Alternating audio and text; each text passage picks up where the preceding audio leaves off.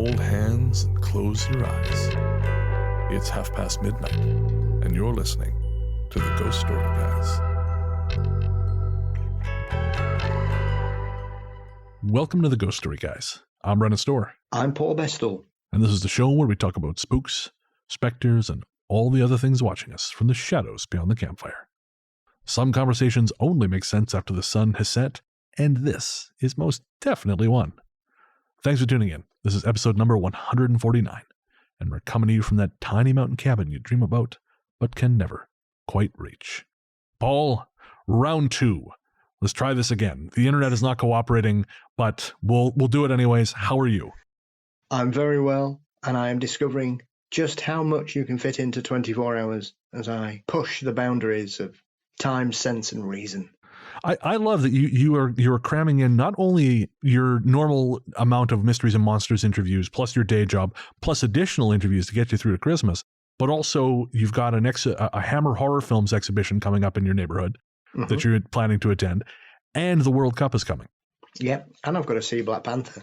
Of course, yeah. Well, there we go. Yeah, and that's like 6 hours long. And the sequel to Knives Out is out as well. Oh, is it already out there? No, it's out at the end of the month here. Right, yeah. I think the 23rd, I think that very limited theatrical engagement. Yeah, it's out for a week here, and then it goes straight to Netflix. That's it. I think it's, Netflix in December. So you're a busy man. Yeah, I'll be even busier when England win. Well, at least you'll have a while to wait for that. Oh, hey-o. Oh. I'll be drunk for a year. Well, I'm looking forward to those episodes. That's going to be interesting. That was our bestest friend. Yeah, he's just talking shit about Boris Johnson the whole show. More than usual. You and Dan Stevens. I'm in good company, but he's got much better hair. I got to say he does. Luscious. Bless. How are you? I'm good. I am living the life here in Montreal. I am very much looking forward to the episode that we've got lined up, because this started out, Luke did a massive deep dive for us. And poor Luke, he's so sick right now. Hopefully he's feeling better by the time this comes out. Feel better, Luke. But he did a massive deep dive for us. And originally, the show was going to be Missing Time, Stories of Missing Time. And then I was going through the sort of cache of stories he found. And there were Glitch in the Matrix stories. There were really fascinating dream stories. And it took me ages to whittle this down. And I realized what I was doing. I actually had 3 separate shows there. So this episode, we're going to be telling stories of missing time. And I really, we've said this before on other shows, I find the subject fascinating. And I really think some of the ones we have lined up are great examples of that. And so, I'm really looking forward to diving into those. As for me, it's I've been doing promotion for Strange, of course. A Strange Little Place. The new 2nd edition is now available for sale. You can get that on Amazon via link in the show notes. And so I was on Reeves Cook's show, Paratalk. He had me on it, which was really nice. I did an interview with Jim Harold recently, which was a lot of fun. I always enjoy chatting to Jim, and maybe 1 or 2 other things lined up as well, plus some print stuff. And actually, funny enough, one of the print interviews, I discovered that it was with, I want to say Brian, it was with Brian from the Superstitious Times. And we were talking about haunting and haunted places. And it turns out that I'm actually living right across the street from a haunted building, which I guess makes sense, just given me. I seem to end up in these places. But yeah, the Grey Nuns building across the street is, again, was once upon a time a nunnery. It's now, I think it's called the Sajep, which is like, it's a kind of school. Mm-hmm. You can also rent rooms there. It's like partially, student accommodation, but also partially you can rent rooms. But yeah, it's this massive grand building. If you folks follow me on Instagram, Largely the Truth, I put up a picture a little while ago. But yeah, apparently very haunted. And supposedly there is a murderer buried at the far corner at the crossroads, which is, of course, the closest corner to my apartment. So, yeah. And that kind of kicked off this sort of series of weird little spooky coincidences and synchronicities. And I'm going to share, I'm going to share 2 before we get to the patron shoutouts. The first one, it kind of came out of nowhere. Back in 2014, I went to go see the Lovecraft Film Festival or the Lovecraft Festival in Portland with my cousin Mike. And we got sick as fuck, so we only got to see a few movies, and we got badly ill. So we only got to see a few movies, but one of the ones I saw was this Scottish film called Lord of Tears, which is about this guy who goes to his family's ancestral home I assume in the Highlands, and discovers that there is this thing called Moloch, this owl monster, this owl god, who is pursuing him. And it's not an amazing film, but there is something about it that stuck with me. There is something like deeply creepy about it. I don't know exactly what, but it's just one of those things you can't put your finger on it. Taken sort of individually, the pieces don't really add up to much, but there's something about it that made it stick in my mind. And recently it came back to me. Couldn't tell you why. And I've never been able to find it since then. Then randomly it turned up here in Canada on Plex, which is a free streaming service. So I watched it the other night, and I enjoyed watching it again. And then today on Twitter, I discovered just randomly in my feed that the director of the film was in the last 2 hours of a Kickstarter. Literally, as I checked my phone, was in the last 2 hours of a Kickstarter for a deluxe novelization of the film, which if you buy into the Kickstarter, you can also get like an improved version of the film, with better audio and like remastered video and things like this. Yeah. And so I picked it up. I joined the Kickstarter. So it was just a bizarre coincidence. I don't know what put that film back in my head. Again, I hadn't seen it in 8 years. So I have ordered my copy of the Lord of Tears book. I'm very curious because, like I said, the film is not amazing, but there's something about it.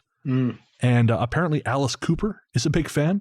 So I'm not the only one who sees it, but yeah. So it was a funny little coincidence. And then I was catching up on your show. I was catching up on Mysteries and Monsters. And I got about halfway through the episode with Ruth Roper Wilde, whose book... The Roadmap of British Ghosts, Volume 2. That's it. And she describes, I want to say, is it Risley? Yeah. There is a story about this couple who thought they were going to collide with another vehicle, but the vehicle just drove through them. Yes. Well, while sorting through the stories that Luke found, I found a story from America, if I'm not mistaken, about a young guy who I think he lost control of his bicycle and headed out onto the road, and he was about to be hit by a van, and it was like the van drove right through him. I've heard a couple of those similar stories from some open line shows on the Art Bell feed. Oh, really? And there are people that have claimed that they too have been in situations where they should be having fatal car crashes and they've passed through something. Well, when we finally do the Glitch in the Matrix show, which I think will be episode 151, there's some really fascinating shit. And some of the Glitch in the Matrix stuff, like I don't think we live in a computer simulation at all, but I think it's useful shorthand for just things that don't make a lot of sense. And yeah, there's a lot of really fascinating stuff in there. But anyways, I'm getting ahead of myself. Like I said, on this episode, we're going to be telling stories of missing time. And it's we've got a very long script, because at the last minute, I found a couple longer stories that I really wanted to include. So we're gonna get right to it. But of course, before we do that, we have to thank our patrons. This one's for the patrons. Patrons, we are the Tyrannosaurus to your Rex, by which I mean it is you who makes us feel like kings. For real, guys, without our patrons, the show just doesn't go. And of course, everyone who listens to Ghost Story Guys, every single one of you who downloads the show, you help make us what we are. But our patrons are the ones who truly allow the show to continue. You guys pay the bills, you guys pay my bills, and we're both all of us are deeply grateful for it. And of course, we'd like to thank all our patrons, but we would especially like to thank our latest patrons. They are Hannah Lulu 92, Joseph Davis, Devon Teeter, Sonia Leonardo, Mark Shoemaker, Colleen Guillory, Alex Lewis, Julia Ava Bacon. Guys, thank you so much from the bottom of our terrible, terrible hearts.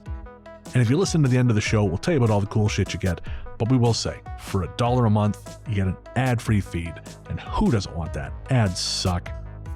And so if you want to get in on that, head to patreon.com/ghoststoryguys. And shout out to our composer, Rainy Days for Ghosts.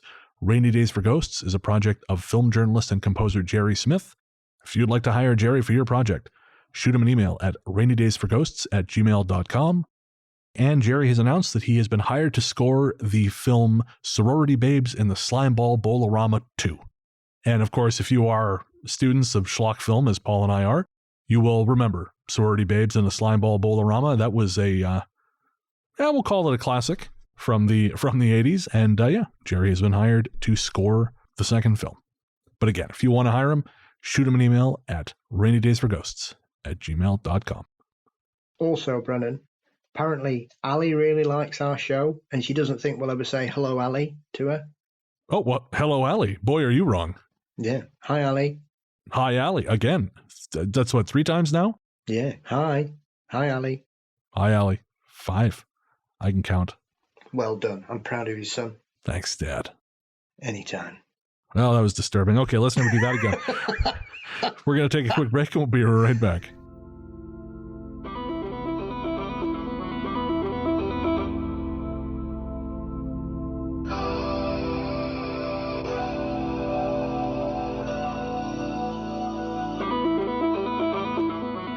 Welcome back. As we said before the break, this episode is going to be all about missing time. That phenomenon where you will essentially you'll be doing one thing, and then something feels not quite right, and then you wake up and you don't remember falling asleep, but suddenly you're doing something much different, and an amount of time has lapsed that does not make any sense. And I thankfully have never had this experience, to the best of my knowledge. But I have definitely heard stories of this.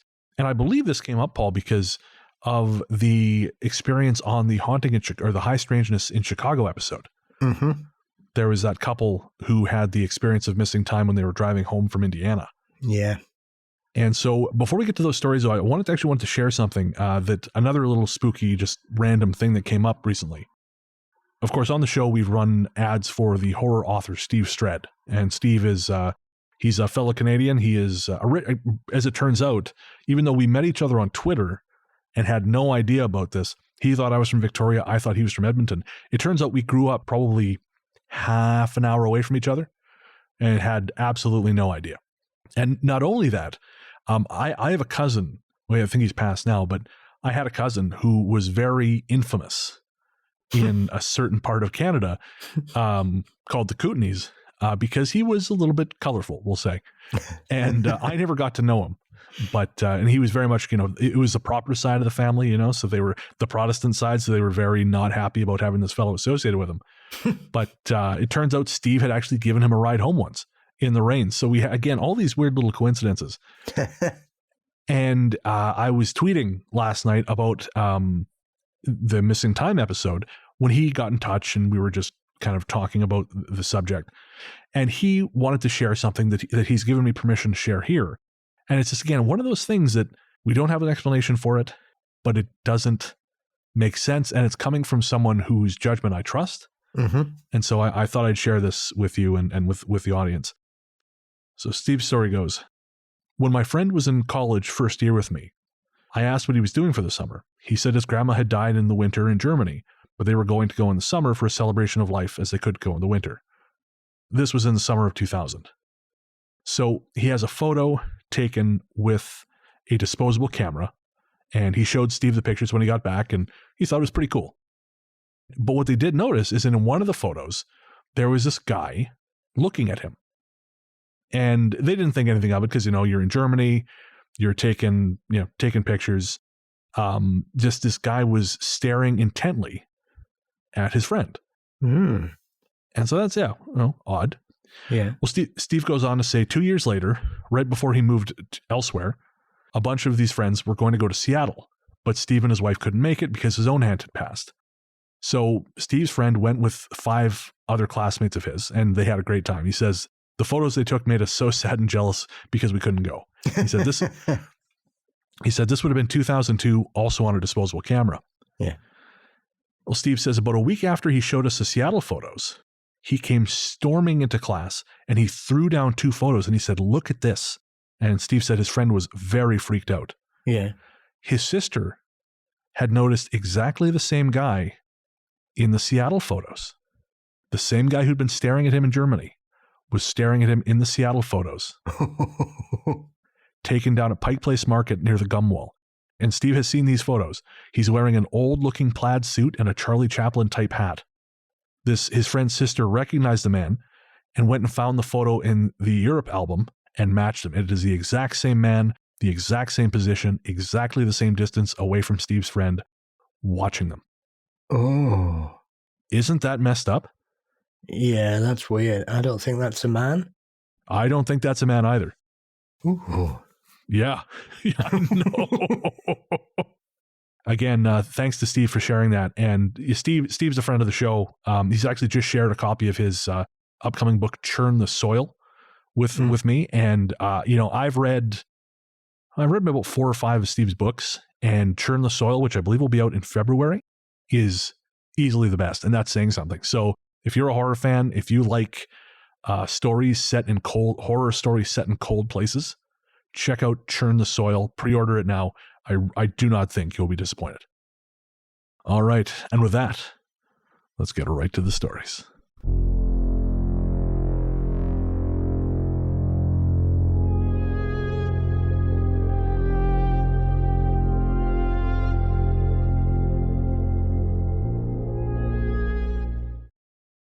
Movie night. A few years back, before the pandemic, my husband Mike and I decided to go see the new Marvel movie. It might have been Captain Marvel, I'm not sure. But we went to go see it at a local cinema. The cinema isn't far, but the good seats fill up fast, so we always leave early in order to be able to sit where we want. That night was no exception. If I remember right, we left 40 minutes ahead of showtime, expecting to arrive with 30 minutes to spare. To get to the cinema from our house is a quick trip. You head straight to an intersection, take a right, pass through 3 roundabouts, and you're there. We had gone through the traffic lights and were on the straight stretch when I commented to Mike about a driver behind us who was really riding our bumper. This is when it all goes sideways. As near as we can tell, we both felt, at the same time, a strange sensation of waking up and found ourselves driving very slowly down a random side road.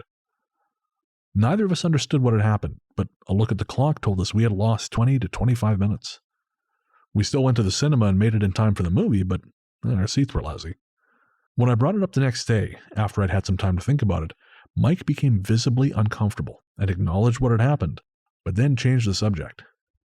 It wasn't until a year or two later, when we were having drinks with my parents, that the subject came up again, and he was willing to open up. According to Mike, he remembers driving and hearing me mention the car behind us, but he never saw a car, just bright headlights. The next thing he remembers is kind of becoming aware again. I think he doesn't like to think about things he can't explain. I'm always interested when people have experiences like this, that usually if there's 2 or more people, one person will be very open about it and be quite happy to talk about it and try and consider the possibilities and the explanations. And the other's just like, nope, don't want to talk about it. Nope, not interested. That has been my experience. When I was researching Strange the first time, way back, I remember there was a UFO encounter that at the time a friend of mine had experienced, and he was with someone who saw it, but she just started backing up from it and eventually reached a point where she would say, no, I don't remember it happening like that. I don't think that's right. And that was, she just could not face up to it. I think the thing about that particular story is that there's this aspect of them ending up on a random road, which doesn't make any explanation because it's not on their way. Yeah. So why, even regardless, I mean, often people will say there are numerous witnesses and reports in regards to alien abductions and experiences where people come to and their clothes are on back to front or inside out, or the famous one that's on Unsolved Mysteries about the incidents that happened in Hillsborough in the US, that they were all put back in the wrong places in the car. Right, of course. I remember you talking about this quite a while ago. So things like that do happen. It's almost as if they've forgotten where to put them or where they were or what they were wearing. I mean, it's nice to know that there's even, aliens doing abductions who just they're quiet quitting. They don't give a shit about their jobs.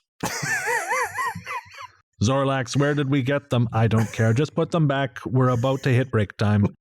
If we're late for lunch, we don't get any added on to the end.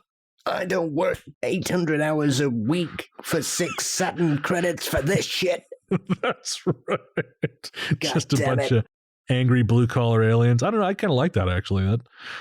That's a version of the galaxy I can get behind. The Star Trek shit where everyone's in nicely pressed uniforms, not so much. But someone out there is out there wearing like space denim and getting into space butterfly knife fights with, space gangs. No, that's much more my speed. I'm off to join the Venusians. Enough of this shit. That's right. Maybe they also have a completely malfunctioning two-party system. No comment. No comment, yes. Clicking. This happened last week. It's still bugging me. So I was sitting on my couch around midnight, and I hear this clicking noise to my left. It's a few feet away, and just sort of floating in the room, like chest height. It sounded like a mix of hot metal clicking, a June bug flying, and someone snapping their fingers. 2 times. Click, click. Come to think of it, it almost sounded like an old camera shutter, but the tone of the clicks was the same note both times, but really similar to an old camera. I hear it a couple of times in like 10 minutes. It was like a click, click, then nothing for a minute. Then click, click. I didn't think of anything until it starts to float across the room in front of me and into the light of the TV. But there was nothing there. No big fat bug like I half expected. Nothing but the clicking. I kept hearing it click as it floats by, and I say, "What the fuck?" Right then, it's like it found me. The noise went straight for me, and then the clicking sped up as it flew straight into my right ear. Came straight for me, I'm positive about that. I grabbed at my ear and I'm in total confusion and distress. Then, I'm just on my couch like nothing happened. I'm not grabbing my ear. I'm just sitting there. It's not like I woke up. I wasn't tired, and I was sitting up. I looked for a bug or something to explain it, but there was nothing. The weird part is that I had this crazy feeling that someone had broken into my house. I felt violated or something. Like someone stole something, but nothing was missing. Like in my mind's eye, I felt someone leave out the front door, which was right by my couch. It's really hard to describe. Don't ask me why, but I had a weird, unexplainable feeling like whoever came into my place looked on my phone for some information. So strange. I was afraid to look out of the window for a few minutes, but then I got the courage to open up the blinds. Nothing there. But I kept searching below on the ground. I'm in the 3rd floor. And when I finally sat back down, I kept expecting someone or something to be in the window, floating there. It was so weird. Weirder is that I felt that whatever the clicking was, it came from above and was projected down like a machine or an energy beam. Like it wasn't natural, and I knew this somehow. At first, I wasn't going to include this, but there was that moment of missing time. And I thought, okay, no, this fits. Because one, you and I both have heard a story of clicking. And of course, I bring this up on the show all the time. That's Ron Moorhead. Yes. He famously recorded the Sierra Sounds, what he says are Bigfoot vocalizations. But part of his experience involved, one, electronic interference on the radios, which we're going to see later in the show in another story, but also clicking that seemed to, at first it was outside their shelter. Then it was inside their shelter and seemed to be moving around in the dark from person to person. And then the same clicking followed them home. As I recall, individually, each of them reported hearing a clicking sound. Yep. So I thought, well, let's do a dive and let's see if there are other clicking stories, and there are. And so, folks, we have 3 different examples, and we're going to read to you. And then I want to get Paul's take on this. So the first one, this person says, "Yesterday I had my wedding ring snap on me. It wasn't a cheap ring. I've had $10 rings from Walmart last longer than this one did. Then I woke up at 3:45 a.m. to me pointing at myself, and 15 minutes later I heard what sounded like a full-blown conversation in clicks. Like, where am I? On the set of fucking Signs? I thought to myself, still tired. I had to leave that in.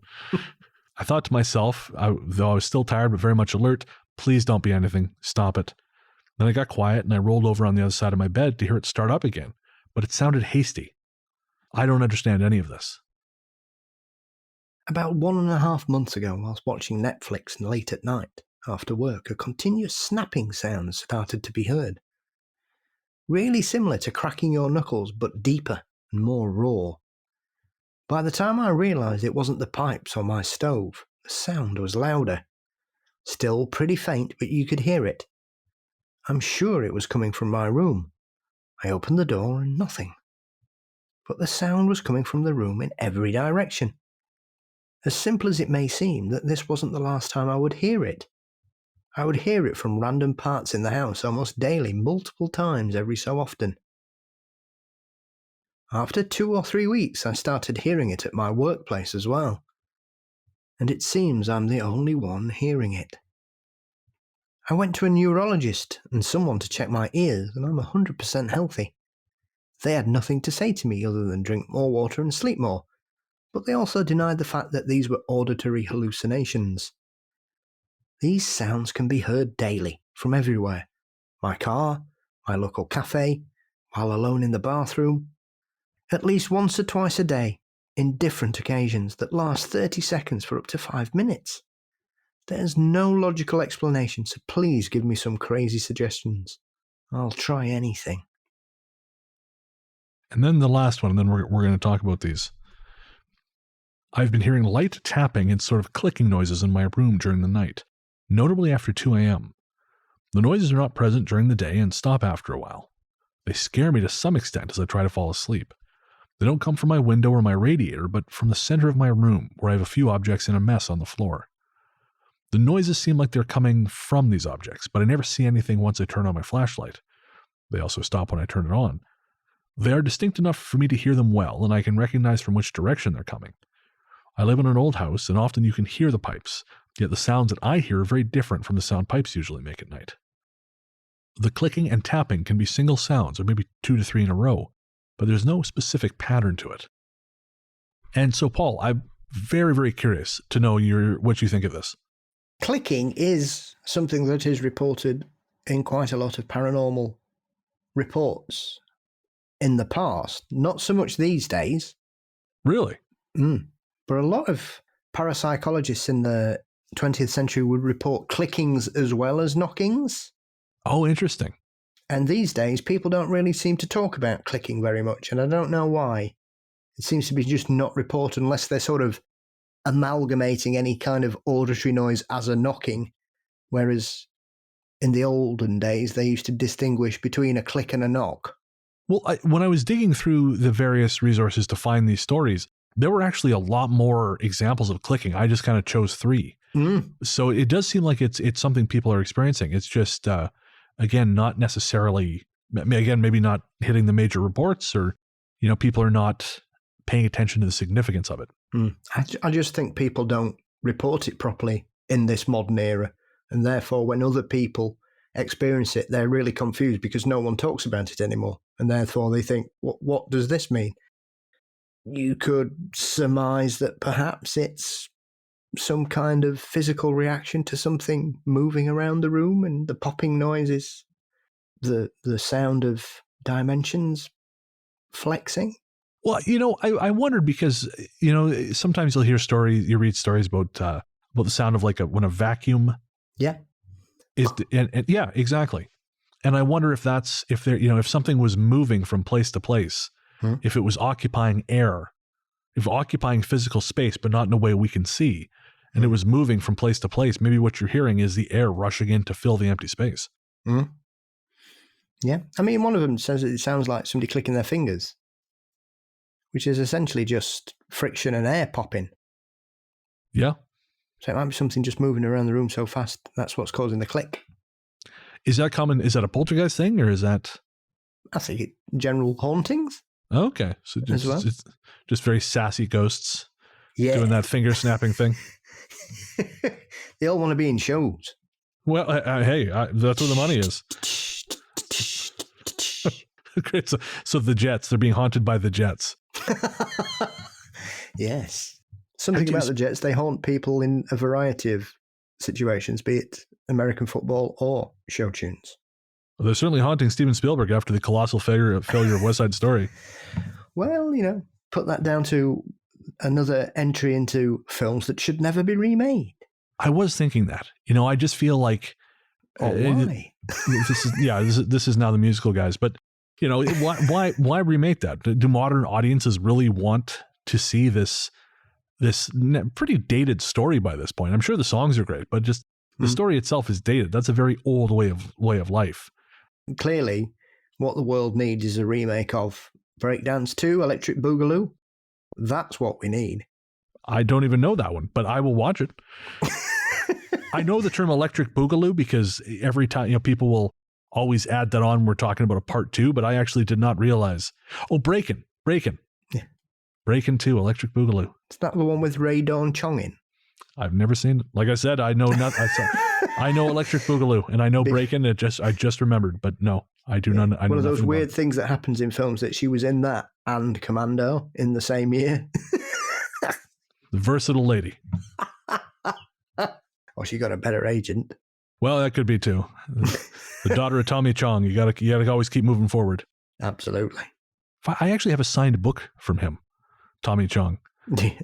From Cheech and Chong? Yeah. I didn't know that was her dad. I'm pretty sure that's her dad, yeah. My God. Let's find out here. Thrilling stuff. Ray Dawn Chong. I am almost certain. Yeah, her parents, Tommy Chong and Maxine Sneed. Wow. But yeah, I have a signed book from Tommy Chong. A friend of mine got it for me at a signing. Did not get to meet him myself. This was I was elsewhere, but yeah. That's what you learned about me today. They were also big fans of the Warrens. Who's that? Cheech and Chong? Yeah. Really? No. Okay. They were once on a talk show together. Oh, okay.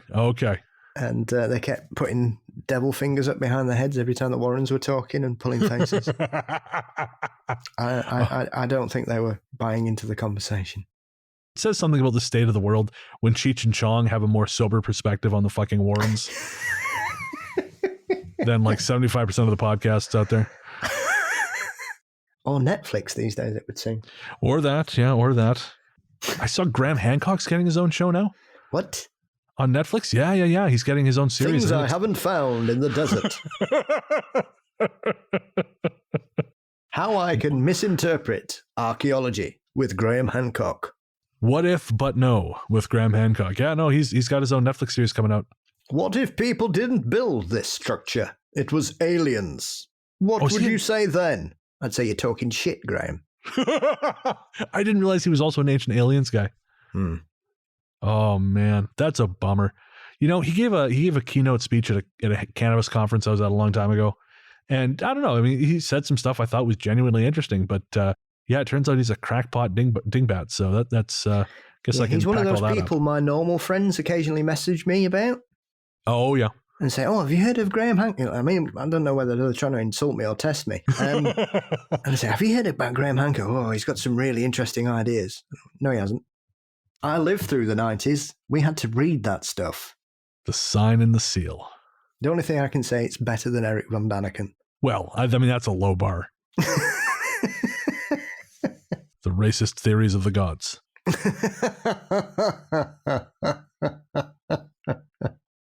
So there you go, folks. That's your sneak preview of upcoming Netflix series that you should avoid. So next up, we have two short stories, which are both examples of what we're talking about, but also will illustrate something that's going to be happening in the following story. So I'm going to read those to you now, and then, of course, we'll talk about them. First one. One night about 10 years ago during the summer, me and three friends were driving back from a concert that was in a town about an hour and a half from where we lived. About halfway back, a couple of the guys had to piss. It was dark out and we were between towns, so we just pulled off on a side road and parked about a quarter mile from the highway in an empty parking lot at the base of some trail or park or something. There were no lights anywhere, but the sky was clear and the moon bright. Me and the driver were waiting in the car listening to the radio when we heard, "What the fuck?" Right then, the car died completely. No power, nothing. I realized it was pitch, and I mean pitch, dark, to the point where I couldn't even see my hand in front of my face. The temperature dropped too from the mid-80s to the point where I was shivering cold. This went on for maybe 30 seconds or so, and then just as quickly, the car's power came back on, the temperature warmed up, and we could see again. Only now there was dew all over everything. Creepiest thing that ever happened to me. Not a day goes by I don't think about it at least once. This is something that happened to me and a friend around 18 years ago when I lived in Trinidad. It challenged my sense of the world, and to this day I still have no adequate explanation. My friend and I were hanging out with his cousin in their new house. This was a somewhat busy area, near to a major commercial centre. At around 9 p.m, we decided to take a walk to a convenience store for food. His cousin decided to stay at the house. It took us 30 minutes to get to the store, passing a fair amount of vehicle and pedestrian traffic. On the way back, we both started to get this really weird feeling. It's hard to describe now, but both of our experiences matched up when discussing it later on. It felt like the air was much lighter, thinner. The street seemed odd somehow, out of place. All of a sudden there were no cars or people around. Everything went dead silent.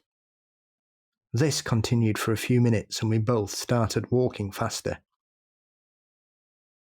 What freaks me out to this day and what I could never explain is this. Both our watches stopped working. My digital and his analog. His watch stopped at 9:41 p.m. He was later able to get it fixed. Mine was dead for good. When we got back to the house, it was minutes to 11, and his cousin was freaking out. We were gone for an hour longer than we were meant to, but there was no way we could have taken that long to get back. If anything, we walked faster coming home than we had getting to the store.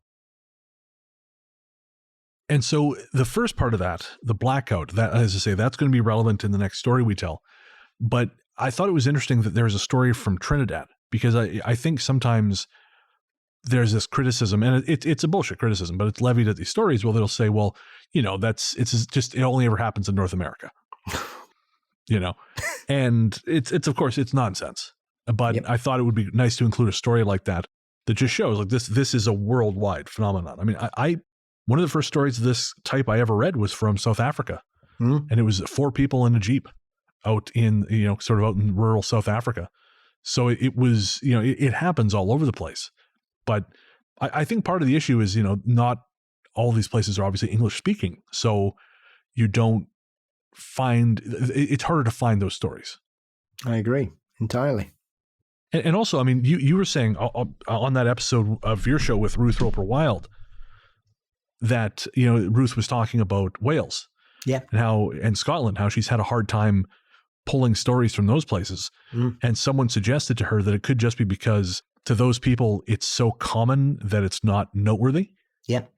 And so I thought that was interesting. So I wonder if it's a similar case with some of these things in places which are non-English speaking, because it's not true across the board, of course, but I know, English speaking countries, so say Western countries, we seem to very much have this sort of baked in, notion that, it is sort of this rationalist mindset, for better or for worse.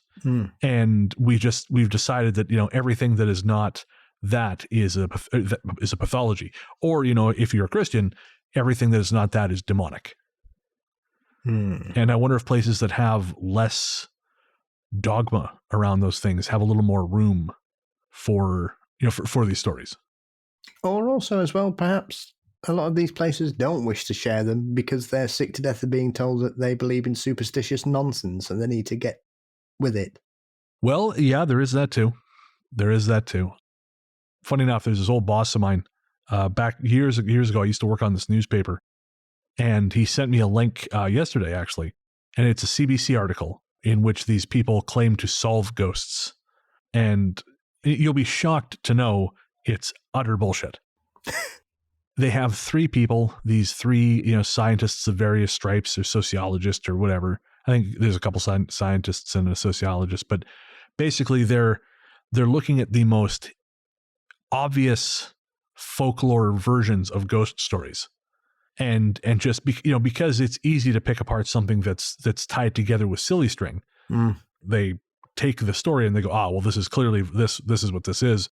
Ghosts are grief hallucinations and oral folklore used as a way to reconnect with the past in places like India, where development is taking over the old way of living. And it was so frustrating because, again, they look at the most idiotic stories, like, the elevator in this building is haunted by the spirit of a worker who died there.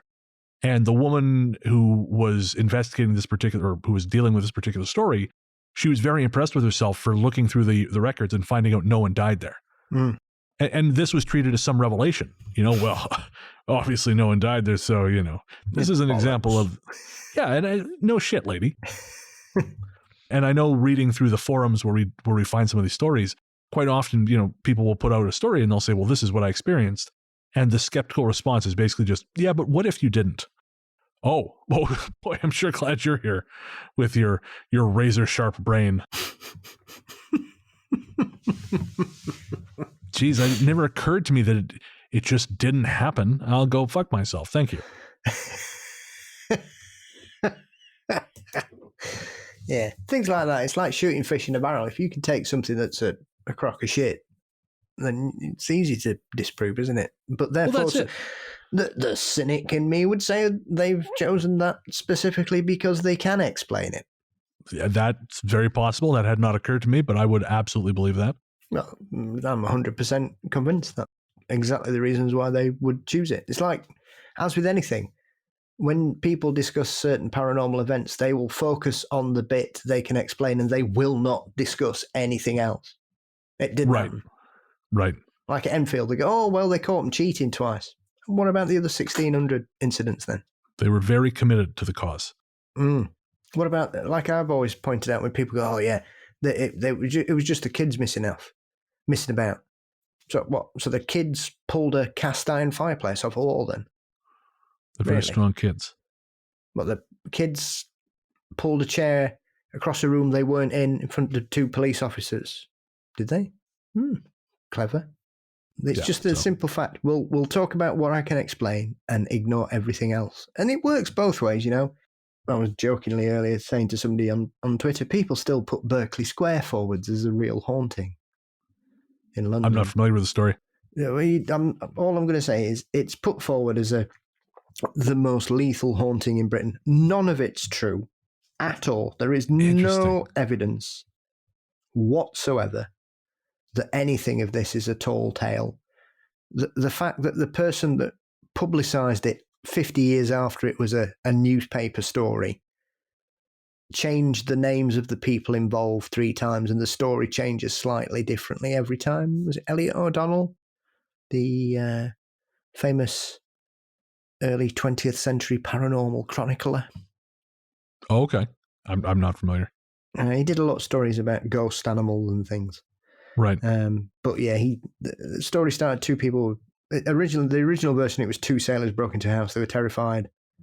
One of them died in a room. The other one escaped with his life. By the end of it, one went flying out of a window, thrown by a terrifying spirit.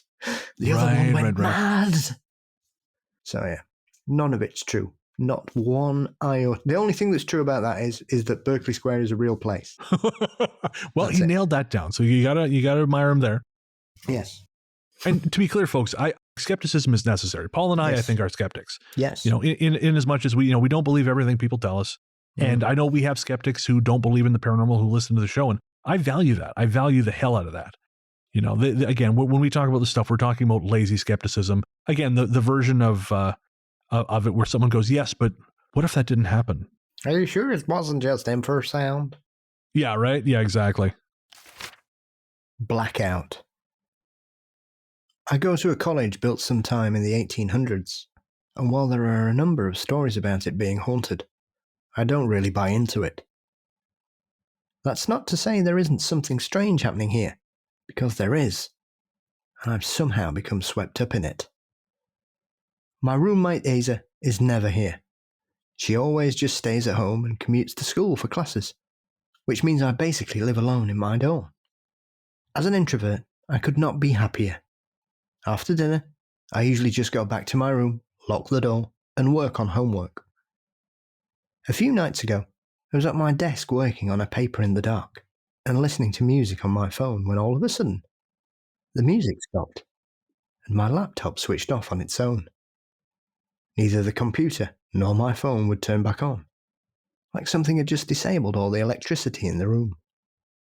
At that point, I just kind of accepted my fate and decided that it would be a good stopping point for homework. It was probably after midnight anyway, and with the next day being a Saturday, I didn't need to use my phone to set the alarm. I decided I'd probably just go to bed and let both devices charge. Less than a minute after everything shut off, there was a knock at my door. I remember walking to the door and going to look through the peephole, but after that, everything went black. The next thing I knew, I was waking up in my bed on top of the sheets. I never sleep like this. On top of that, when I checked the door, it was unlocked. I never leave it unlocked, even when I'm in the room. Hell, I'll check the door 3 times an hour out of paranoia, just to make sure I didn't forget to lock it.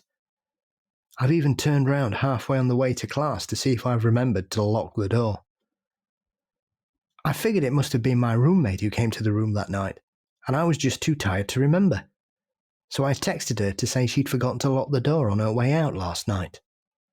When she finally responded, it was to say she'd never been at the apartment. I thought she was lying or messing with me or something, but then she FaceTimed me, and she was in a completely different state.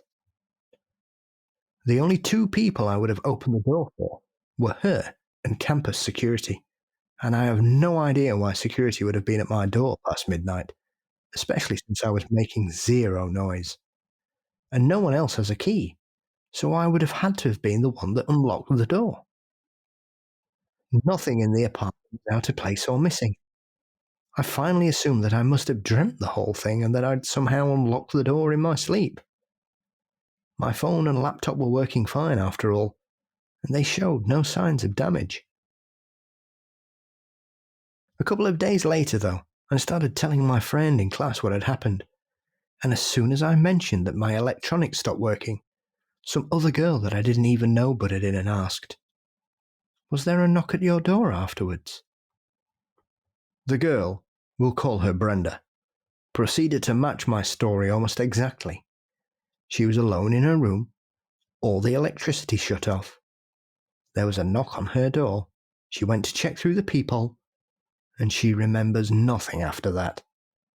Her only difference was that she woke up on the floor next to her bed, and not on top of it. She said she also knows someone else that this had happened to, a friend of hers we'll call Josh. When we finally got together to compare notes, we came up with some common threads between us that may or may not mean anything. The 3 of us were born in the same year. Our laptops and phones are the same brand. Our hometowns are all within a 2-hour drive away from the campus. We are all here on full scholarships, and this last one may be the weirdest one. We were all hypnotized at a show recently held on campus. Ever since our initial incidents, the 3 of us have begun to have weird dreams. At first we didn't think much of it, but it's been about a week, and every dream we've had has been like this. It's super hard to explain, but these dreams are almost unnaturally good. You know how dreams are generally neutral, or at least have some mix of good and bad emotions. These dreams are all so happy that when we wake up from them, it's almost depressing. Like a few nights ago, I had a dream that my parents were back together, and we were all celebrating my birthday. And Brenda then had a dream where she was playing with hundreds of puppies in a grassy field full of flowers. It's so ridiculously cheesy, but in that dream it's like we were experiencing a heaven. Also, and this is probably the weirdest part, after waking up from these dreams my vision is black and white for a good 10 seconds. I will perceive absolutely no colour at all, and it will look like I'm in an old movie. I'm not sure if that's because of all the odd stuff that's been happening, but it is unsettling to experience. Brenda and Josh haven't had that happen to them, so I can't say for certain that it's related to all the stuff that has been going on. Recently, we found another person that this has happened to. Another girl we'll call Christy. Christy lives down the hall from me and had basically the same experience as us, except it was months ago. Other than that, she fits into the pattern I've mentioned above. We're not sure why she was even such an early occurrence, but we're pretty sure she's telling the truth. We all started sleeping in the same room together to make sure we aren't alone at night. I'm going to be honest, I wasn't too scared when this whole thing started, but I've been slowly getting more and more freaked out the more we talk about and theorise what could be happening. The whole situation has gone from weird to absolutely dreadful. We have a rule to keep the door locked and not approach it if the power goes out. We've also set a curfew for ourselves at 10:30 p.m. The only problem is that the room doesn't have its own bathroom. Instead, there's a communal one for girls down the hall and around the corner. The boys' restroom is upstairs. Last night, Josh needed to use the restroom. It must have been around 1 in the morning. I was super tired and super paranoid that something would happen if he left us, so I tried to offer him a water bottle to use, but he said that was gross and insisted on leaving to go upstairs. Before he left, we set a secret knock so that we'd know if it was him at the door or not. Looking back, it would have been a good decision to have all of us go, or at least one, acting as a buddy system. But in that moment, it was hard to think clearly. Almost immediately after he shut the door, the lights went out. The three of us froze, laying there in total silence. In the light from the hallway, we could see the shadow of 2 feet walking in front of our door. They stopped and stood there for maybe 30 seconds, though it felt much longer than that. I can't tell you how scared we were. I couldn't even speak. The shadow then slowly walked away from the door, and the lights came back on. We were all still holding our breath, and Brenda was practically on the verge of tears. Josh came back shortly after, and said he hadn't seen anyone in the hallway going to or coming back from the bathroom. Maybe it was nothing, and we just freaked out over some sort of coincidence, but that was probably the scariest moment of my life. None of us slept that night except for Josh. I'm currently trying to find out if I can attend class remotely from home for the rest of my semester, because this is freaking me out, but I don't know how I'm going to explain this to my family. How can I say I don't feel safe on campus? Hopefully this will be the end of it. This one fascinated me because, if we take the storyteller at face value, it's clearly this is upsetting. Mm. This has really left a mark on them. Mm. But at the same time, part of me wonders, is there, when I was reading it, I was thinking about a long time ago, I was dating this girl and she was much more into I wasn't into the paranormal at all back then. I thought it was all bullshit. And she was really into it. And one night we were out for a drive and we were over on the other side of town in Revelstoke. And all of a sudden we both started getting this bad feeling. We just had this bad feeling. And, this sort of persisted and we just thought we have to go home. We need to go home right now. It was almost like we were winding each other up without it trying to. Mm. I think, what is it, call it folie à deux? Is that the... Yeah. Yeah. So we're kind of doing that, just, not intentionally winding each other up, but one person it becomes a bit of a feedback loop. Mm. And I wondered if maybe that's what happened here.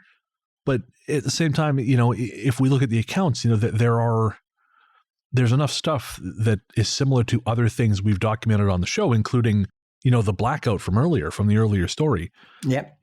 That there's enough commonality that there does seem to be something there. So I don't know. What are your thoughts? I think one of the things about this particular story is that it's clearly deeply unsettling for all of them, but it shows the human condition of trying to find reasons or patterns to explain what is happening, because I don't think any of the things that connect them are relevant in the slightest. Yes. And I think often, well, it's human nature to try and find a pattern or a system in something strange to try and explain why it's happening or the reasons for it happening. Whereas this seems to be a collection of random situations that seems to have brought them together.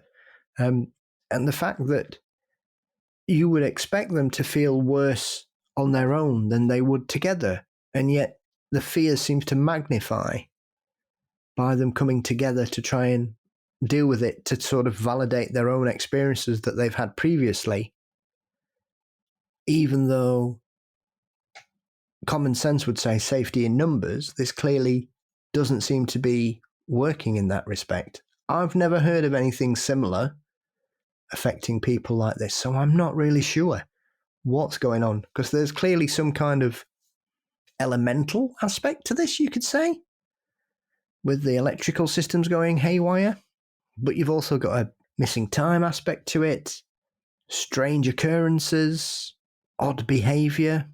Who knows? I was thinking that when they were trying to narrow down the similarities, we all have the same laptop. I'm sure if you took a sort of a census of the school, there probably a lot of people have those laptops.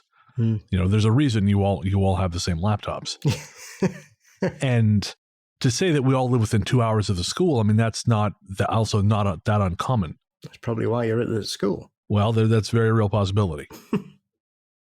And yeah, I don't know. I think there was enough there that I thought it was worth relating on the show, because again, it's something about it bothered me. I'll be honest, actually, something about this whole episode bothered me. Not directly, maybe. I mean, it's, I'm a little bit off my game today, but when I started putting this together, I just had a really weird feeling. Best way I can describe it. And that could just be because I, generally speaking, have I find this kind of be a creepy topic, but I just feel like there's something about it as a whole that it's almost like it just pried open a little part of my mind.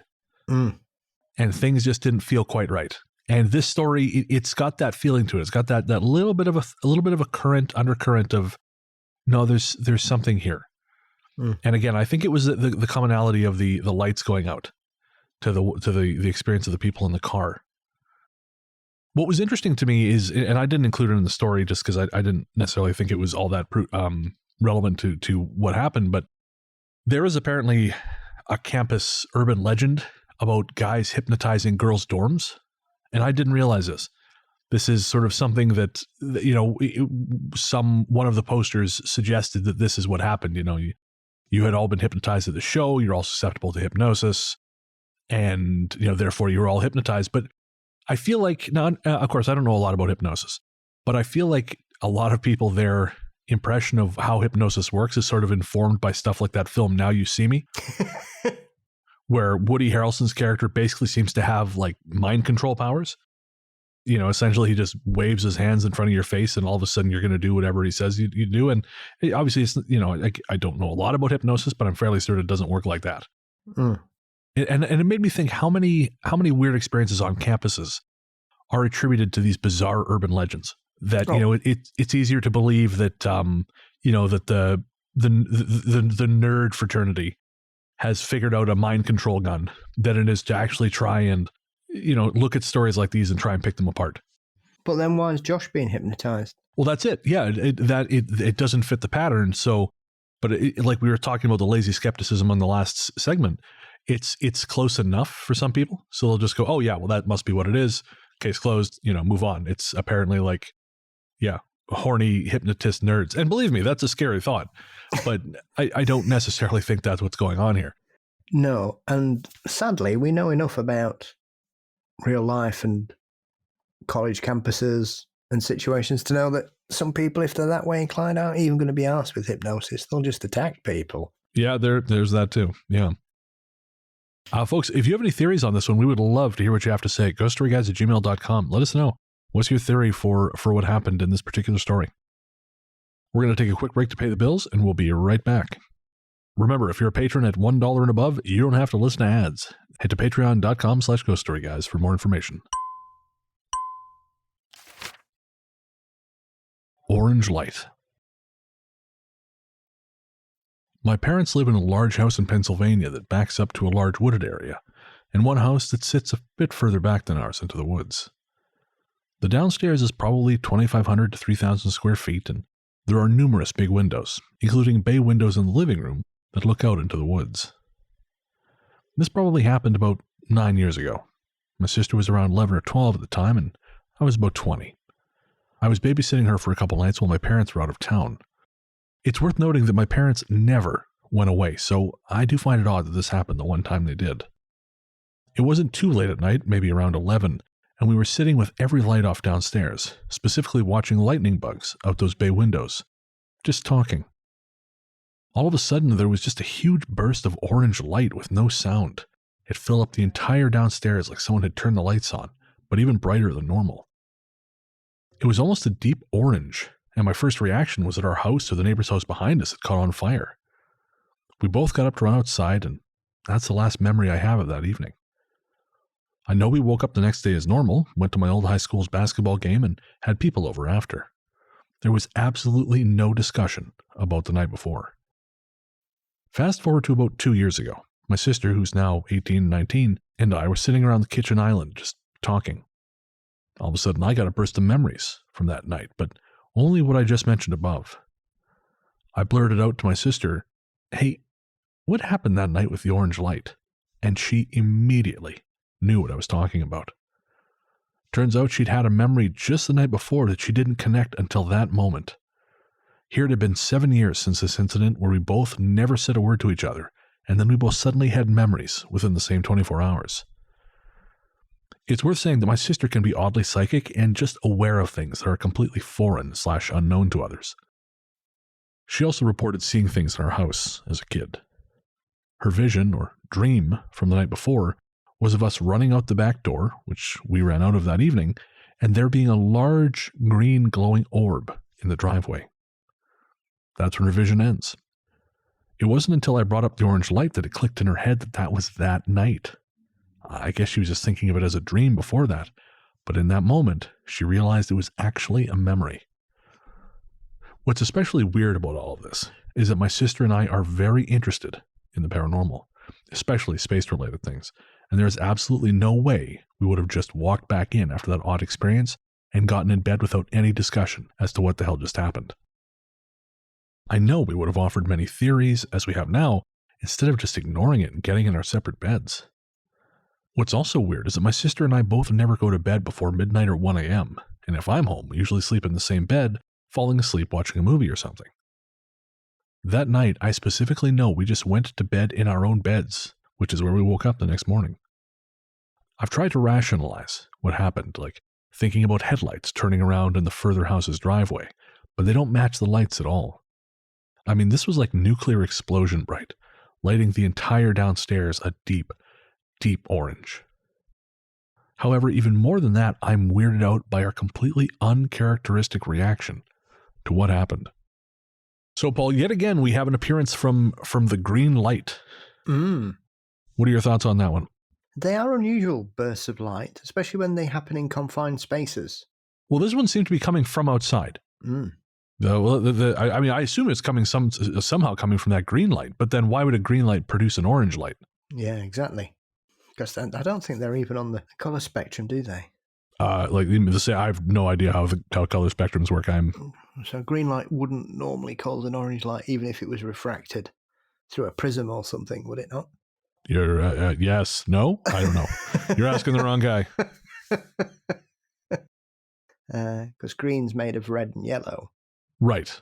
So, unless, of course, that would then, if you refracted it back, it would turn maybe orange-y. But I wouldn't understand how that could even possibly happen. No. I mean, we've had so many instances of this green light connected with paranormal phenomenon. You know, we had our listener Travis, who was headed home to his home in 8 Mile in Detroit when he saw a green panel light up in the sky. Mm-hmm. I had my own green light encounter, and actually in the updated version of Strange, I have another account from a school friend of mine who had his own green light encounter in Revelstoke. So there is something to it. I don't know what. And there's something instantly creepy about green light, isn't there? I mean, having been bathed in it from a source I could not identify, yes, deeply. Whereas, because it's not a natural colour for a light, really, you would expect, we associate blue light with, or blue tinge lights with things like waiting rooms or hospitals or dentists, and normal True. lights are sort of orangey or white.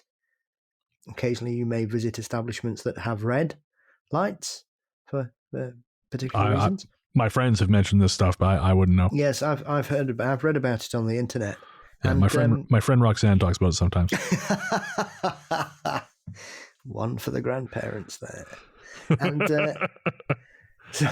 so yeah, I think certain colours, well, as with anything, certain colours cause an emotional reaction in people, don't they, regardless. I think the thing that bothers me most about these stories is that, especially ones like this, is it feels like there's... You actually talked about this a little bit, I believe, on the episode with David Weatherly. This idea that you're dealing with... It sometimes feels like we're dealing with a singular or a greater intelligence that is playing with us. Mm. And I know John Keel, he kind of ended up here. Like, but by the end of his career, he was pretty pissed off with the whole thing. It was kind of done with it. If you read was it The Eighth Tower? Was that his final? Yes. Yeah. That is a dispirited man. That is a broken man who wrote that book. But I think about that. I think about what if it is smarter than us and above us? Like what happens when we run up against something that treats us the way we treat animals? Mm. It's not a great thought. And I know there's that movie Dark Skies, which I always found very frightening. I think it was with Kerry Russell. Mm. And it wasn't very well reviewed, didn't do very well. But man, that movie, I don't know, something about that movie always stuck with me. And I think it's because it puts forth that idea that, what if we're helpless? Well, we would be in the face of any extraterrestrial contact. We are already helpless. How do you mean? Because they are technologically eons ahead of us. We would be like ants to a human to them. Well, and that's what I mean. Whenever ants and magnifying glasses are combined, things don't go really well for the ants. Yeah, I mean, there's a reason why Stephen Hawking said that us sending messages out into space was the worst thing we could possibly do, because you never know who's listening. All we can hope is that they're more evolved than we are. There's some kind of the Space Brothers are out there, and they come to Earth and they think, look at these poor idiots. Yeah. Well, if they've got any sense, they'll come to Earth and talk to the dolphins and octopi instead. Well, isn't that happened in The Hitchhiker's Guide to the Galaxy? The dolphins all left. Yeah. Yeah. So long and thanks for all the fish. Yeah. Yeah. Yeah. We're off to somewhere we'll be appreciated. That's right. Backwards. I live in Maine, way out in the sticks. As such, there are some great opportunities for hiking, camping, etc. I'm a 28-year-old PhD student, and I'm currently working on a research project in the field of philosophy. I'm not a very religious person, although I wouldn't call myself an atheist. This is to say that I'm not someone who subscribes to the paranormal or religious doctrine. Today started off like any other day. I woke up around 6:30 a.m. and had a couple of cups of coffee. I toyed with the idea of going to the office to get some work done, but I ultimately decided to just do my work in my home office. That way I could stay in my lazy clothes, have tea, and be comfortable while doing my research. My wife woke around 9 a.m, saw that I was working in the office, and came in to say good morning. At about 10, I took a break to have a late breakfast. Now, I like to take short breaks, especially when the readings are a bit dense. Sometimes I just need to distance myself a little, so I can think through the concepts I've just read about. Around 12:15 or so, I decided to save my work and go for a walk. My house is situated right next to some hiking trails, which are also used as cross-country skiing trails and snowmobiling trails throughout the winter. It's very well groomed, and I love taking slow, solitary walks far into the woods. Since I only wanted to take a short walk, I figured I would go up to the main trail, walk up a bit, and exit near the ski lodge, which is next to the woods. I would then walk around the block and end up on my street again. All in all, this short walk usually takes me 15 minutes. The main trail is pretty wide open and it breaks off into smaller trails. Today I figured I would stick to this main trail and just to take the very short side trail out to the ski lodge. I was walking and thinking about my reading. The sun was shining, the weather pleasant, although it was a bit humid for my liking. I'm not really a summer person, I much prefer the autumn. I entered the trail and was just walking, enjoying the sounds of birds and insects, breathing in the scents, etc. I could sort of see the sign for the lodge up ahead, a small blue sign that reads Ski Lodge, with an arrow pointing towards the narrow trail to the right. But there was something next to the sign. I have terrible eyesight and I wasn't wearing my glasses, so from far it looked kind of blurry, and I thought it might be an animal. I was kind of excited, thinking it may be a deer or something. But then I noticed that its movements were really strange. It was moving side to side, kind of swaying. As I got closer, I realized that it wasn't an animal. It was a man. He was wearing a beige t-shirt, khaki pants and a brown hat, which kind of looked like one of those pork pie hats, but I'm not 100% sure. As soon as I realized this was a person and not an animal, the swaying stopped. I kind of stood there for a minute. Should I move forward? Should I turn around? Something about him seemed odd. His back was facing me and he was just staring down the main trail with no movement. To enter the side trail to get to the lodge, I would have to walk right past him. Now I'm a petite 28-year-old woman, and although it's daylight, I'm not far from civilization. I started to get creeped out about being alone in the woods with some strange man. The guy never turned around. At the time, I thought he just hadn't heard me, but the trail is a bit noisy when walking through. I think of dry grass, leaves and such. Then again, anything is possible.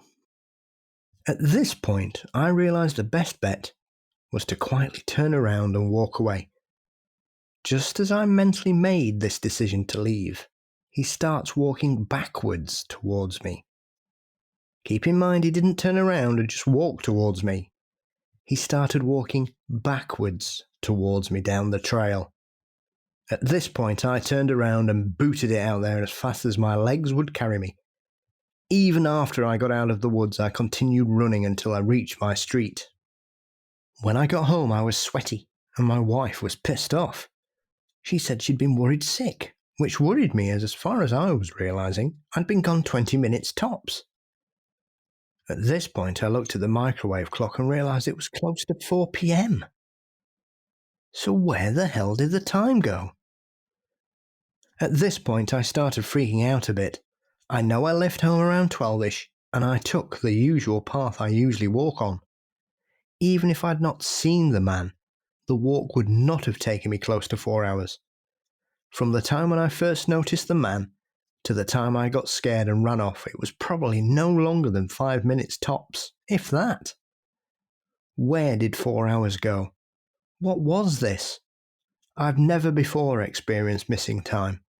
I've no history of mental illness, and I'm not really a believer in the supernatural. All right, so I've spent enough time on the show talking about why going outside generally is a bad idea, so I'm not going to belabor that point. But I will say, if you're going to go outside, if you insist on defying me and common sense and all that is right and good in this world and going out into the woods, wear your fucking glasses. I just cannot imagine wandering out in the woods and just kind of blearily going, oh, is that a deer? I sure hope it's not a bear or a mountain lion. Oh, no, it's Hellzone Scarecrow. That is someone who has a death wish. I don't know. I've always had this innate sense that the world is a terrifying place. You know, I know some of my male friends, they'll hear stories and they'll go, oh, well, it's not that bad. The world's not that dangerous. No, the world is that dangerous. You dong. You because you've never been actively faced with, anything like directly threatening. You think, well, I could just throw a punch. You know that thing where like a disturbing number of guys think they could take a bear in a fight? It's the same thing. They're just like, oh, it's just a bear. Come on. And no, I have a very keen sense of my place in the natural order, and that place is not at the top of the heap. It is sub-bear. And the way you avoid getting sub-bear is by wearing your glasses when you go outside. Especially in Maine, which has the largest population of black bears in the eastern US, I think. Does it? Yeah. So that's even crazier because Revelstoke has black bears. Yeah. So that's like going for a walk in Revelstoke when again, you could very easily run into bears and just being blind, half blind. Oh, what's that adorable little hump? Oh, it is a trash compactor with teeth. And he has come to kill me. Before you get to Bigfoot. Well, that's a whole other beast. Mm. That's how you end up a forest bride. Willow Creek. In Willow Creek, exactly, yeah. I don't know where to start with this one. No. Regardless of the nature danger. Yeah. The hell is this? Well, part of me thought, maybe this is just, again, like creepypasta. But we've seen other stories, especially, in stories when we did Death on the Road Revisited, there was stories from India where they would see the ghost on the road, but they would never see its front, always just the back. And I'm fairly certain that on Luke lore, Luke has talked about some yokai with this same thing, that you only see the back of them, you don't see the front. And so I thought, no, there's something here. And this story, someone in the comments linked to another story, which will be our final story for the night. And it was very similar, but unconnected in every way. Like these people don't know each other. They're not from the same place. So I'm, you're kind of forced to go, all right, so there's something here, but what? There was a story I elected not to include just because the show was going to be long enough, but it involved a woman who went to go check on her dad's cabin. And as I recall, she lost track of time. And when she came to, she was a little ways off the path, and she had a bloody cut on her forearm that wasn't there before. Yeah. And I remember reading an account a long time ago, and I'm certain I've brought it up on the show before, but there was a woman who, when she was a kid, she remembers seeing a deer. She remembers wandering away in the woods and seeing a deer, but there was something about the deer that was just off. It was too perfect. There was something about it. I don't remember specifically. But when she came back to, one, she had been gone for quite a long time. And two, there was a sticky feeling on the back of her calf. And when she finally, because she was wearing jeans that were pretty tight, when she finally went back inside, she had been neatly cut along the back of her calf in a very straight line. And it had bled fairly, quite a bit. But her jeans, which were very tight and were not something you could just pull down or pull up quickly, rather, they were not cut. Yeah, I know. Yep. Yeah. Shrug is what I got too. Them aliens, man. I was going to say, this is pretty consistent with abduction lore. Well, there's a lot of weird things at play here. You could kind of say, are we entering the territory of the forest folk and the Fae? Oh, boy. You're killing me, Paul. Well, it's not cryptozoological, We don't have men in khaki pants running around the woods going, whoop, whoop, trying to kidnap PhD students, Not that I'm aware of, anyway. If they are, I don't know what we call them. I hope I never find out. Khakizoids. There we go, the Khakizoids. You heard it here, folks. This is going to turn up on. I was going to stop it. I didn't say that. Never mind. Now. Yep. Moving on. Khakizoids. and especially usually when people encounter strange people in the woods or on trails, we usually end up with the plaid shirt brigade turning up. Yeah, that's a good point. Rather than Captain Beige. Oh, maybe this is it. Maybe we have yet another interstellar conflict between the plaids and the khakis. Well, one likes playing, one likes a bit of danger. Oh, what's that? There's a song. There's a song like, I like this, you like this.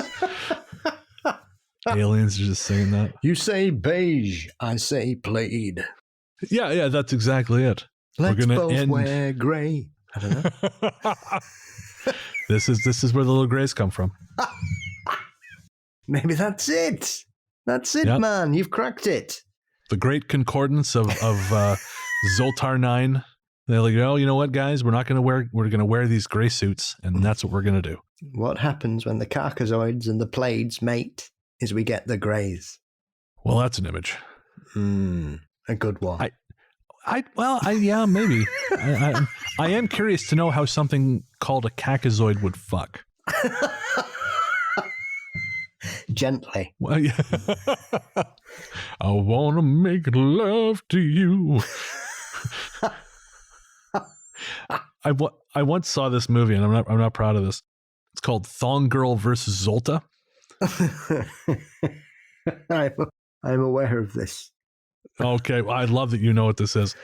And there's a scene where the alien, who might be Zolta, I'm not sure, but he's got blue paint on, and he is having space sex with a space lady. And because this actor is, again, these movies are garbage.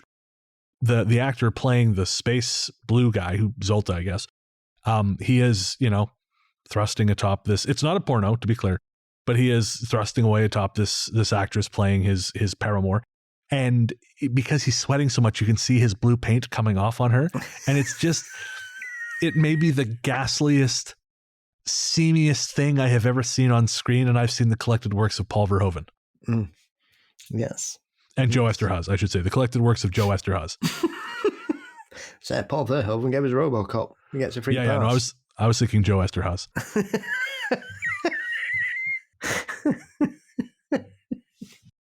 Well, one of those moments in cinema, isn't it? It's like remembering seeing Flesh Gordon 3, and the only thing I remember about that is the scene where he meets the shit people. I did not realize there was a third Flesh Gordon. I knew there were two. Yeah, I'm sure it's 3. I don't know. It's a very, very, very long time ago. If I'm not mistaken, Flesh Gordon, which is, I believe, Flesh Gordon and the Cosmic Cheerleaders, I think that was actually written by someone from Revelstoke. That Cosmic Cheerleaders does ring a bell. It might have been Flesh Gordon too, then. Yeah, if I'm not mistaken, let me look this up here. I hope so. This is going to be the greatest moment of my life. He was an first assistant director. He's first AD on Flesh Gordon Meets the Cosmic Cheerleaders. That is Michael Buffaro, who likes to say he's from Vancouver, but he's from Revelstoke. I think that's the one I've seen. I've only ever seen Flesh Gordon Classic, the first one. And I remember being absolutely baffled that it was pornography because it was the least arousing thing I'd ever seen. And I was a teenager who would have been theoretically aroused by a rock that had the word sex written on it. One of the best things I've got here is a review that says the following. All right, I'll be the first to admit that I didn't know what to expect from a title that included the words Flesh Gordon. I knew there would be some pretty raunchy stuff in it, perhaps some slightly tasteful softcore, but I wasn't expecting this. And if you want to see more cinematic delights from if you want to watch Flesh Gordon. No, you don't want to watch Flesh Gordon. You really don't. None of them. No. Again, I've seen the first. The first one is ostensibly the best one, and you do not want to see that. It's a very low bar. Yes. Oh, that is you. It is not possible. There are ants who can't limbo under that bar. But there's The Barber. If you can find it, starring Malcolm McDowell. And it is sort of a Sweeney Todd-esque horror film filmed in Revelstoke. So if you want to see my hometown on the screen, check out The Barber, directed by none other than local son Michael Buffaro and starring Malcolm McDowell. Of course, we've got the Ghostery Guys Facebook group. And I can't remember who it was. Someone posted recently, what is your tenuous humble brag connection to a horror film? And I believe they said that their friend's daughter is in a photograph in the film The Boy, I want to say. Yes. And mine was that when The Barber was filming in Revelstoke, my uncle rented movies to Malcolm McDowell. That was my tenuous connection to a horror film.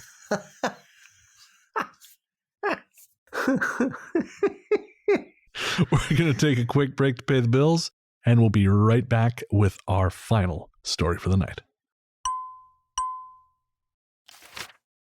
Backwards 2. I've been living in a rural wooded area in southern Michigan for the last 15 years of my life. I spent quite a lot of that time in the woods located behind my house. When I was little, I used to ride my ATV on those trails. As I grew older, I'd take my girlfriends for walks in the woods. It sounds a little ominous. As I grew older still, the house was passed down to me and became my own. What I'm getting at here is that I know the 5 square mile hunk of woods behind my house like the back of my own hand. Just for fun, I used to take my friends for long walks out into the middle of the woods, usually with some booze or something to smoke on. I would always insist on getting us lost, but I could always find my way back to familiar territory by locating some type of game trail, ATV trail, or tree that I remember from 2006. Basically any one of the thousands of reference points that I have in these woods. That's extremely important to know for my story. I haven't gotten lost in those woods in the last 10 years, except last Sunday. It was the 17th of February, and I had just finished having my after-lunch nap. My dog was giving me the look, so I knew I was going to have to go out into the cold. I remember I hadn't been outside all day, so when I stepped outside in my usual heavy jacket sweater combo, I started sweating.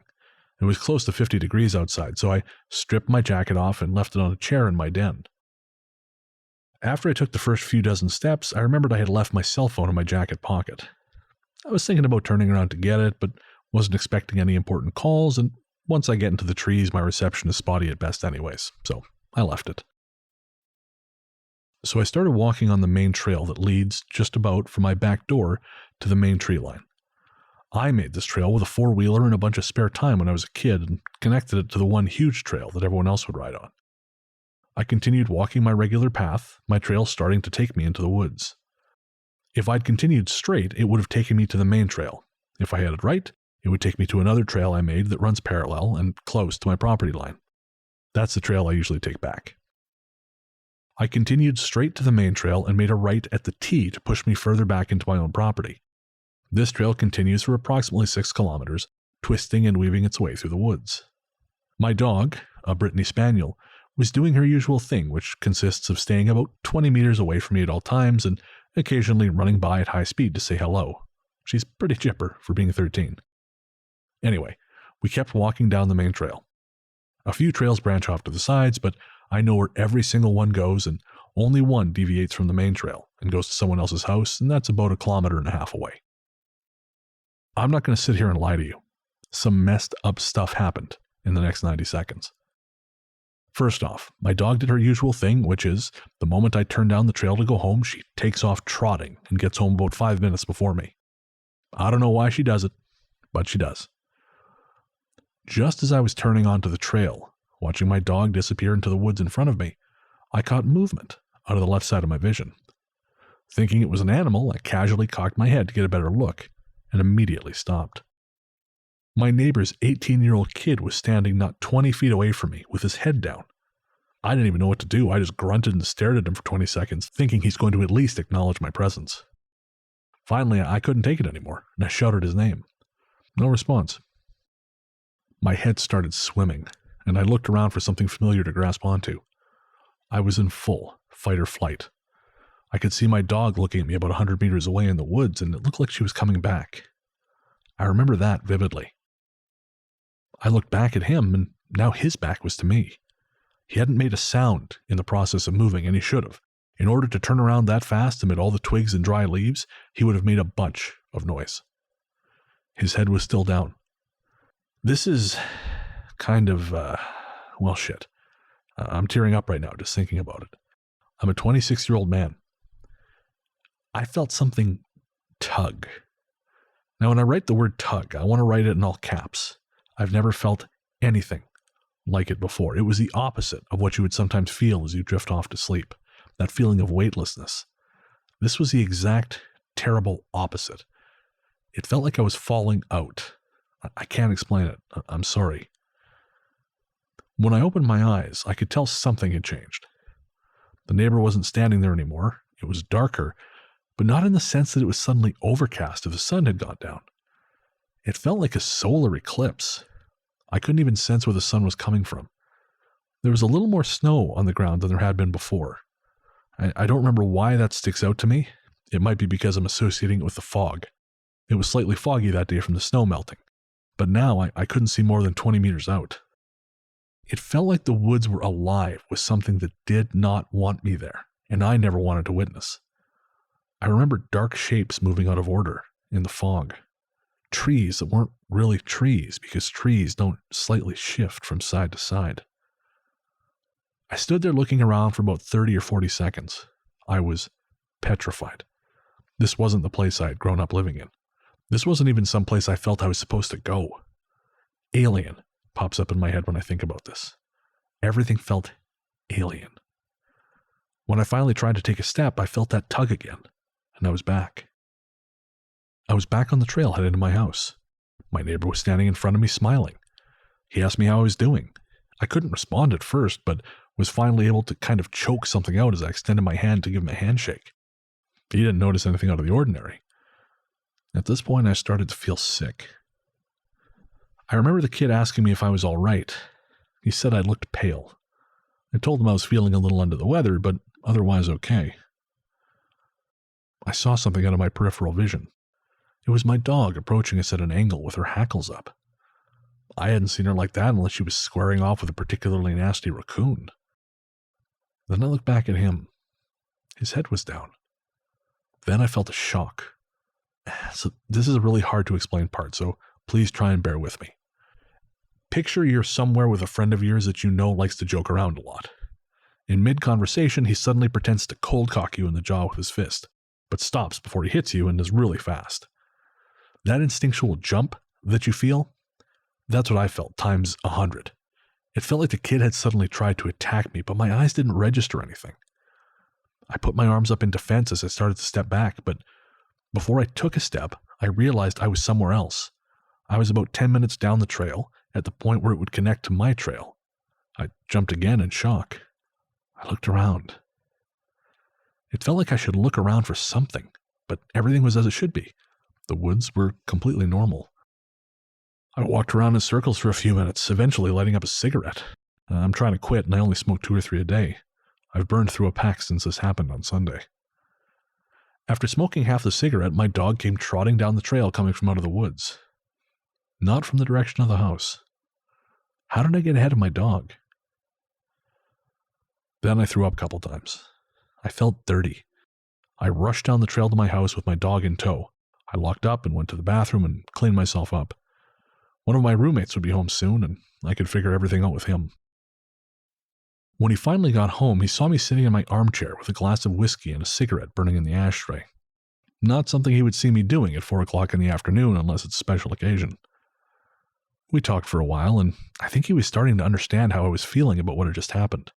He tried his best to assure me I wasn't crazy, but I still felt like I had budding schizophrenia or something.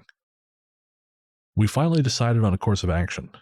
He was going to wait for our third roommate to get there in about an hour. Then he was going to go over to our neighbor's house, by himself, and ask to talk to their kid. He was going to hint if anything funny happened, and then he was going to relay the information to me. A few fingers of whiskey and a few smokes later, my other roommate finally arrived and went into her room to get changed and take a shower. She didn't even notice that I was staring at a television that wasn't on, getting drunk and smoking cigarettes at 6 in the evening. Then again, she isn't one of the most attentive people I've met in my life. Finally, my roommate came back and looked shocked. He sat down next to me and started telling me his story. He had walked over to the house, which is a good walk away, and rang the doorbell. He could see that no one's car was there, except for the neighbor's 2 cars and the broken-down Monte Carlo that's been sitting there since I was a kid. After waiting for almost a minute, he told me, the door opened a little, only about 3 or 4 inches. He said, "Hello?" to the cracked door, and reached his hand out to push it open, thinking that the neighbor had popped it open and walked back to whatever task he was doing. Just as his hand was going to graze the knob, the door opened quickly, to the image of my neighbor's kid standing there with his back facing my friend. My friend said his head was down. He said, "Hello," a few more times, thinking that the kid must be playing a joke on us. Finally, he pushed the kid just a little bit. When he did, he said the kid pushed over like he was dead and fell to the floor. Before he could react, the door slammed shut in his face. He started ringing the doorbell and pounding on the door like a madman. He tried the knob and it was locked. Finally, the house's caretaker opened the door, glaring at my friend like he was insane. My neighbor's daughter is in need of constant medical attention due to an unfortunate accident, so there's always someone there looking after her. My friend asked if the kid was home, and the caretaker said he hadn't actually been dropped off home from work yet. That's all the information my friend relayed to me. He doesn't want to talk about it much, and both of us have been on edge all week. It doesn't seem like my neighbors would try to pull a trick on me. They know I'm not the type of person who likes to be messed with. I absolutely know that my roommate isn't messing with me because he's been my best friend for the last 20 years and is the closest thing to a brother I have. This has been screwing with my brain for the entire week. I don't know what to do. I've been taking my dog out for her regular walks and nothing odd has happened. My roommate, he says he's been having trouble sleeping at night, and yeah, I have to admit I have been too. I'm at my wit's end. I have no idea. I was going to say, Paul, that might be the weirdest story we've ever run on this show. The hell is going on there? Someone in the comments suggested that maybe, this is way out there, but it's a weird story, so I guess we have to at least acknowledge the possibility. They suggested that maybe because the younger sister was incapacitated, maybe there had been some kind of attempt to contact something to make an offering. Sort of like, how do I put it? Like it's not a sacrifice, but an exchange, in exchange for the sister's health, we will do X, but whatever it is didn't work, but it left open some kind of exchange. I know I'm not a big fan of the theory either. Could you tell by my face? Yeah, it was very, very subtle. I liked that. That's because I've sworn enough today. Yeah, I don't know. It's so elaborate that part of me wants to just go, I don't know. But what he describes when he crosses over, when he had that sort of crossover moment, the way he describes the light is so similar to that moment I had when I was a kid, where I was in the part of the hospital that doesn't actually exist. Mm. And eclipse lighting is probably almost one of the best ways I could use to describe the lighting in that room. Yeah. So that sort of made me think, okay, well, maybe there's something here. And the fact that, the writing, like, it was something that I clipped out of there, is this fellow, he referenced several times that he owns guns and he's not afraid to use them. And I feel like that to me gave it a ring of authenticity, because it seemed like he was genuinely afraid and upset. Yeah. So I don't know. I've never heard anything like it, aside from, the backwards thing, obviously, that happened in the previous story, but the weird, Stranger Things-esque transition. And I will say that is something I've noticed, people, it's, because it's such a popular show and it's so influential in culture. Yeah. There are people who will claim to have visited the real Upside Down. And I just, It's like people who talk about going to the real Silent Hill, and I think, no, none of that happened. Stop that right now. Yeah, exactly. So, listeners, again, if you have any ideas, we would love to hear from you.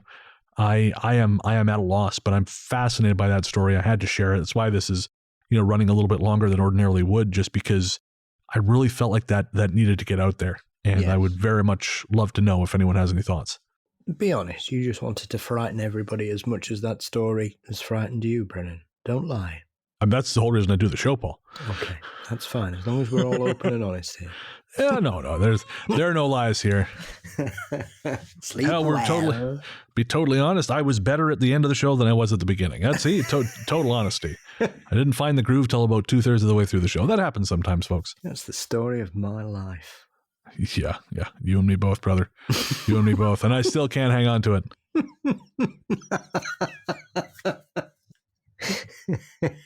Jesus. Sitting in a closet 1,000 miles away from my wife.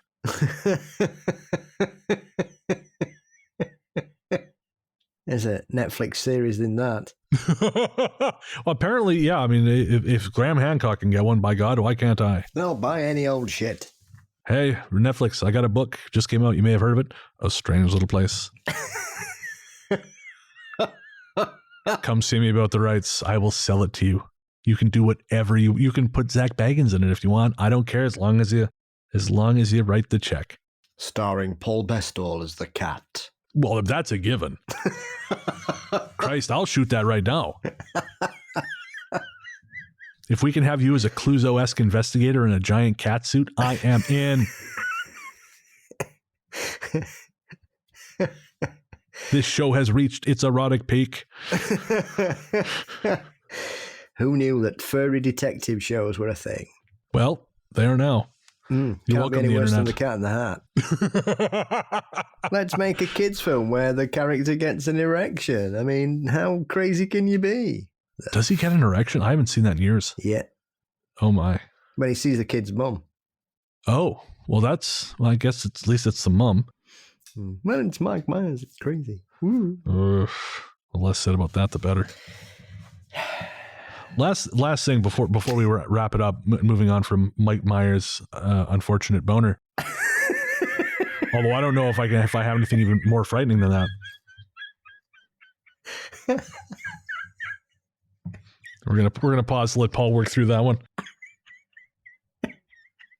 But one other thing that occurred to me, and another little synchronicity, is that what that fellow described in that story, the way the trees looked, that is not all that far off from situations described in Steve Stredd's Churn the Soil, which also is similar to something else you and I read, which I'm not going to talk about on air. There is a similarity there. These things in the trees. You're back to the Fae.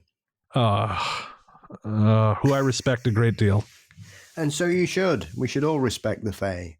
We really should. We really should. All right, moving on. On that note, this has been our Missing Time episode. I hope you folks enjoyed it. I enjoyed putting it together. And I know we're coming up on episode 150, Paul. 150. You catching me up? Exactly. We're getting there. Halfway there. And we are going to have it's actually going to be a returning classic, something we haven't done in a long time. We're going to have a dreams episode for 150. So if you've had prophetic dreams, any kind of unusual dream, something that came true, I mean, maybe not too unusual. Let's not have any Cat in the Hat dreams, but anything that is paranormally, there we go. He got there. Anything that is paranormal in the dream realm, send it to ghoststoryguys@gmail.com. Don't forget, you can also record a voice note and send it to us attached to an email at ghoststoryguys@gmail.com. That's another way to do it. We would love to hear from you because, again, it's been a long time since we've done a dream show. Yes. And I'm very excited to get back to it because there's actually some really cool stuff that I excised from this show that is going to find its way into that, including people who've had whole lives in dreams. There's actually a great story of a guy that the dream was so vivid and lasted so long that when it went away, he required therapy. Yeah. So that's coming up on episode 150. Yes. And now I have dreams. I can understand them more. That's it. And they're not all just about being on a podcast with me. I am living that dream. We're going to take a quick break. We'll be right back.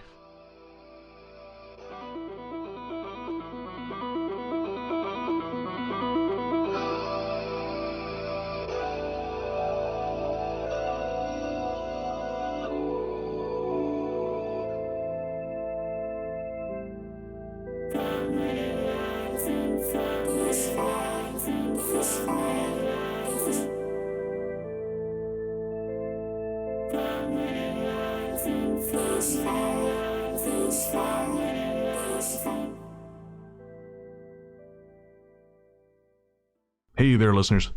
Before you reach for that skip 15 seconds ahead button, I promise you this isn't an ad. We wanted to take a minute to talk to you about mental health. On this show, I've always tried to be as honest and open as possible about my struggles with depression and anxiety, because even though we've come a long way towards acknowledging the very real damage these things can do, there is still way too much lingering stigma about reaching out for help. And when you start to feel like there's no help, it's easy to start feeling like there's no hope. But Paul has joined me today to remind you there is always hope and there's always help. We're not going to try and talk you out of self-harming right now, because we know that's not how it works. Instead, what we wanted to do was tell you something now and hope that should things get bad, you'll remember it and make a phone call or send a text message before you make any permanent decisions. As someone who knows all too well just how important mental health can be, it's never too late to reach out. In Canada, the number to call is 133-456-4566. In the USA, the new number to call is 988. That's 988. In the UK, the number to call is 116123 or text SHOUT, that's SHOUT, to 85258. In Australia, the number to call is 131114. However bad shit seems, it will pass. And no matter what your brain might be telling you at any given moment, and believe me when I say I know this intimately, there are people who love you and people who care deeply about how you treat yourself. Should a time come when you find yourself despairing, please know that we've both been where you are, and there is a way back to the world. Take care. Welcome back. Thanks as always to the rest of the Ghost Story Guys team, Luke, Sarah, Anthony, and Joseph. Luke, of course, host of the podcast Luke Lore, part of the Connected Podcast Network, and his most recent episode was Talkin' Sawin with Amon Mazingo of the Afro Tales podcast. And that is a really, really great conversation between those two guys. They had a lot of fun. They got great chemistry, and you can check that out everywhere you get your podcasts. Again, that's Luke Lore. And Joseph is host of In Search of Ghosts and also host of the Cardinal Rule YouTube channel. So if you are a fan of Arizona sports, check out the Cardinal Rule. And of course, thank you to you, my friend and co-host, the inimitable Paul Bestel, the paranormal Johnny Carson, host of Mysteries and Monsters. Paul, what's coming up on M&M? What isn't coming up at the moment? Good God. I need more fingers and 3 heads, I think, at the minute. Coming up, I'm obviously returning to one of your favourite subjects, as I'm delighted to be joined by the wonderful Joe Hickey Hall, who is the person behind the Modern Fairy Project. La, la, can't hear you. La, la, la. So I'll be talking to Jo about her work and how she got involved in collating modern fairy encounters from around the world, and talking about her project as well as her podcast, which is possibly one of the most relaxing, if slightly terrifying, podcasts out there. And then following on that, I shall be joined by Carol Scott as we take a trip to Asia and Oceania to dive into some cryptids that don't get much coverage. Fabulous. And where can everyone find you online? You can find Mysteries and Monsters across all podcast platforms and also on all social media networks, including something called Mastodon, which I might figure out by 2027. I, too, am on Mastodon. I'm also on Twitter and Instagram, all of which are Largely the Truth. You can find my interview show, Largely the Truth with Brennan Storr, everywhere fine podcasts live. And I also co-host the monthly live stream Weird Together with Joseph, where we talk about the latest and greatest in independent horror films. I know for October we talked about Dario Argento's Occhiali Neri, or Dark Glasses, which is a very bad film, with a great soundtrack, far better soundtrack than the film deserves. But it's a lot of fun, and patrons of the Ghost Story Guys, they get the audio version, so they don't have to look at my mug if they want to take the show in. They can just listen to it in a very soothing manner. Can't see it anyway. Well, that's true. Yeah, that's true. Yeah, we got to figure out a situation. I'm in the closet here as always, but it's like just doing a show with Pennywise in a drain. For some reason, I don't. It's really dark right now, and I mean, it's dark because I'm in a closet, but I've got lights on. I don't know. I reckon it's because you're not following my skincare tips, and that would make your skin more lightable. All right, so don't tell anyone, listeners. I did buy a facial cleanser that's not a bar of soap. I went in. Good. I went into Jean Coutu. I asked the woman in the counter. I said, "What would I do?" And I said, I have a bar. I lied. I said my wife told me, and And she's like, oh yeah, don't use soap. So now I have a facial cleanser that I use in the morning that is not a bar of soap. Although it ended with me getting a pimple, so I don't know, fuck me. But it's cleaner in your pores, so they're going to be more open at first, so you might get more spots in the first couple of weeks because your face isn't used to it. Seriously? Mm-hmm. Okay, there's skin care tips with Paul Bestel. Now you just need to make sure you get a nice toner and a good moisturizer, especially when it gets cold over there. Protect your skin.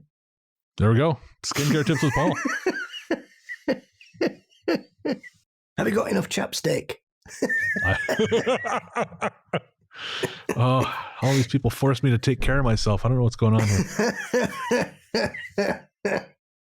Trust me, once you get past 45, mate, you've got to do it. Otherwise, it just all begins to fall off. It's all falling off anyways, man. There's a reason I'm sitting in the closet in the dark by myself. Well, to be fair, after the last 2 years, I'm surprised I've got anything left to fall off. But anyway, onwards and upwards.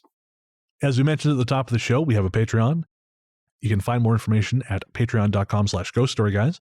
What I will say here is we have all kinds of digital rewards. We have weekly shows like Book of the Dead and Host Adventures. We have monthly shows like me and Paul. I know last month we had a 2-hour plus Q&A episode. And sometimes you get bonus material as well. The last episode, of course, we played Garrett's song at the end of the show. And so we didn't want to include a bunch of goofy outtakes because we didn't want to sort of take away from the impact of his song. So patrons got 12 minutes worth of outtakes from that show. And so there's all kinds of stuff at patreon.com/ghoststoryguys. And ordinarily, this is where we would do our Ghost Force shoutouts because we do them every other episode if you support us at the $20 level and above. However, we are recording this. It is now almost midnight, Paul's time. This has been a very long record. And we do not want to terrify his poor partner, Julie, out of sleep with his what amounts to a Macho Man Randy Savage impersonation in the lounge.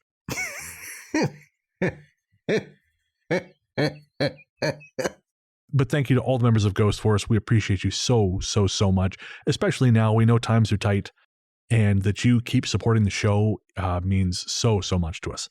So thank you to everyone who supports us. And again, if you want to join the team, head to patreon.com/ghoststoryguys. Paul, any appearances? You have some appearances coming up. I do, yes. I've just appeared on Mission Spooky, which was Fantastic. A wonderful and rather long conversation. That often happens with Mission Spooky. It was so long that one of them had to leave to go and buy food. So I don't know if that meant they were suffering through malnutrition during the conversation or they had a prior engagement. But it was good fun, and we talked about some strange ghosts from the UK. And obviously Kiki's family originate from my neck of the woods, so I brought up a couple of Bradford-based ghosts, including a story that connects to Dracula. Very cool. And of course, you talked about the phenomenon of Bigfoot in Britain, which I'm sure was... Well, if you saying the word no twice, then yes. Yes, I did. That is still technically conversation. That's how I'm able to say I've had a conversation with Lou Ferrigno. Yeah, so we talk about all kinds of crazy things, and I continue to push my Bigfoot ghost agenda. Sounds both sinister and endearing, which really it's the Paul Bestel brand. Yes, so yeah, I've got that going on, and then obviously I will officially be making my public speaking debut as someone in the paranormal next September as well, which is quite exciting. That's so fucking cool. Do you want to talk about that now, or you want to wait till it's a little bit closer? No, I'll mention it now and then mention it later. Yeah. Yes, so I've been invited to speak at Parameet, which is a UK-based paranormal conference, which is held at a haunted manor house in Rugby in the county of Warwickshire. And I'm delighted and rather humbled to have been asked. So far, this will be my first appearance. So yes, I'm going to be appearing on the Saturday, 2nd of September at the moment. So I know it's 10 months away, so I might get me talk sorted by then. That is so goddamn cool. I am going to do my damnedest to get there for that. By God. I wasn't able to make it there for your birthday this year, but I have 10 months to prepare for this one. You put $5 away a week, you'll get there in no time, love. Yeah, the interest will add. Well, mind you, interest rates are going up. So anyways, moving on. No, that's so cool, man. That's so cool. And you deserve it. Again, I think that is the best shit. Because again, you've got so much to teach, so much to offer, and I think it's great that is finally being acknowledged in the wider community. Yeah. So just like I say, it's been a heavy, hectic week with a couple of other projects landing on my lap as well. So it's going to be an even busier 2023. Fantastic. And of course, Paul wrote the preface, the foreword for my new edition of Strange Little Place, which you can get everywhere fine books are sold, but really actually just Amazon.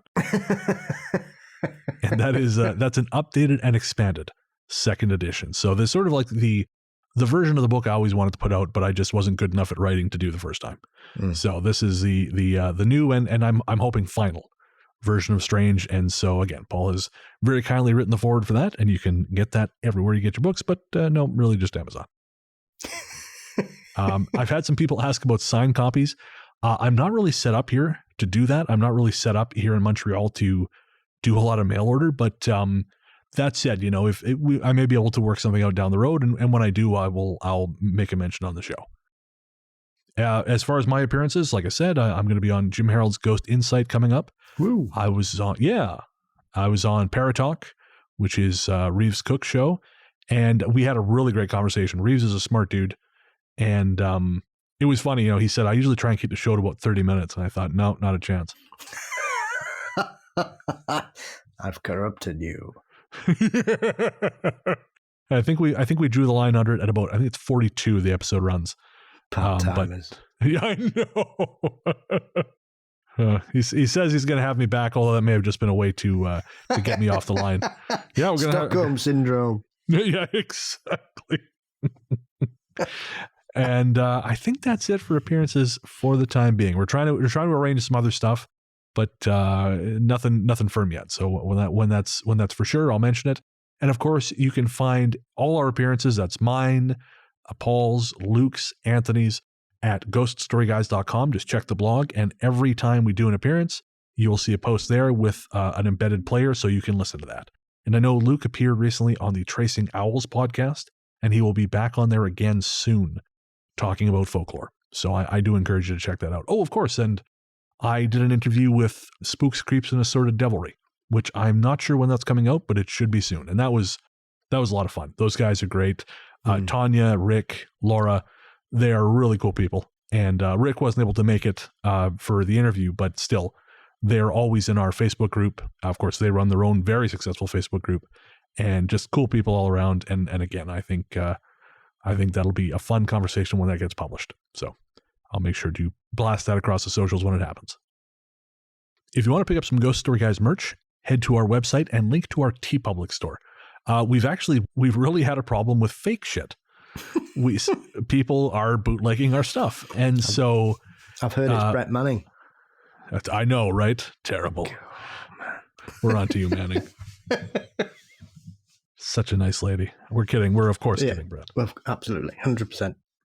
But Brett's a friend of the show, and she's had to deal with this far worse than we ever had. Unreal. It's ridiculous. But yeah, so the reason I bring it up is if you're going to buy something from us, buy it from Redbubble or TeePublic. There's nowhere else that's licensed to sell Ghost Story Guys stuff. If you do see someone selling it, let us know. Shoot us an email, ghoststoryguys@gmail.com. Again, apparently we've reached that strange point of success where people now want to steal from us. It is a curious victory, this. I tell you, Brett, of course, your book, One Foot in the Green, is out now. And I stupidly forgot to update my shipping address before my copy shipped. So it's sitting in Victoria. And I cannot read it until Nikki comes here for Christmas. I'm going to see if I can get her to bring it because I really want to read it. But, I was kicking myself in the ass, I tell you. You have a copy, don't you? I do, yeah. It's brilliant. Yeah. I'm very jealous. It looks cool. Everything I see on social media, I want to read it. Yes, and I'm delighted to say that Brett will be joining me on Mysteries and Monsters for a upcoming episode, which hopefully may be released. Maybe my first episode of 2023, not that I like to plan ahead.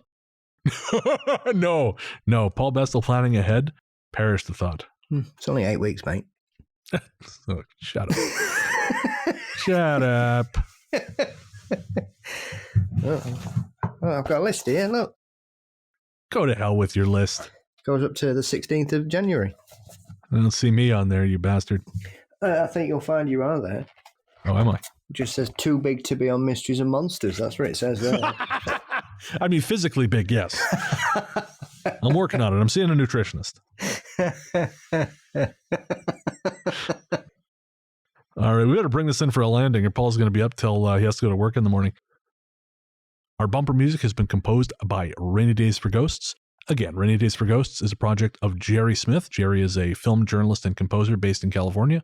If you want to hire him for your next project, shoot him an email at rainydaysforghosts@gmail.com.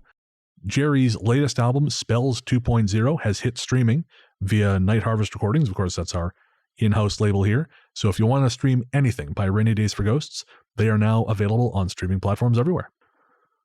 Our theme song, Radio, Into the Darkness We Go, is composed and performed by Peter Kursov of Pizzanta Music.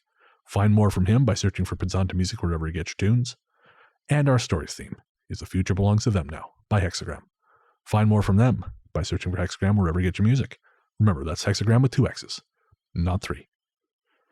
And I guess that's going to do it. Well, we'll be back in 2 weeks. But until then, Into the darkness we go.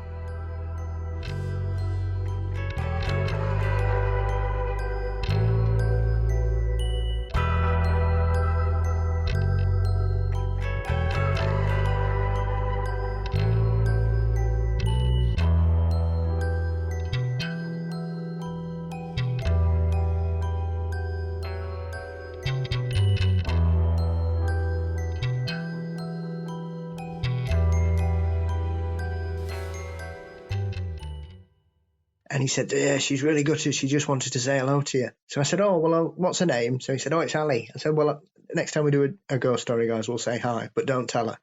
Very strange. Something in the air. Something in the air. Something in the ground. Ugh. I want to know how meat equals ghosts. The Meat Ghosts. I do not want to see that. With Brian Bananas. Okay, well, I'm back on board. I don't know who this is, but if he has giant bananas for fingers, I'm all the way in. Oh no, I can't believe you've ruined that film for me. I didn't ruin that film for you. They ruined that film for you. It's been reported that squirrels tend to lose the vast majority of nuts they hide. They forget where they've buried them.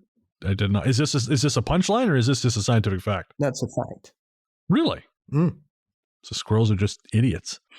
Yeah. Well, the little bastard that dug up half my flowers in the bloody summer never came back for his nuts. Because, I was waiting for him to box his little fluffy ears. Dig over there, it's full of fucking weeds. Little bastard. No one expects the cosmic cheerleaders. Or the shit people. Or the shit people. Yeah. Everyone says that. You never expect the shit. You expect the unexpected shit people. Yeah. It's not just the Spanish Inquisition. You see, grasshopper, this is powdered deer penis. Not falling for that one again. Do you know, for 30 points, do you know what Steven Seagal film that is taken from? Oh, fuck no. The Glimmer Man. I'm glad there are some parts of my brain where things like that do not reside. Oh, now you're just bragging. My brain isn't corrupted with encyclopedic knowledge of Steven Seagal's 90s and 2000s put out. Look at me, I'm Paul.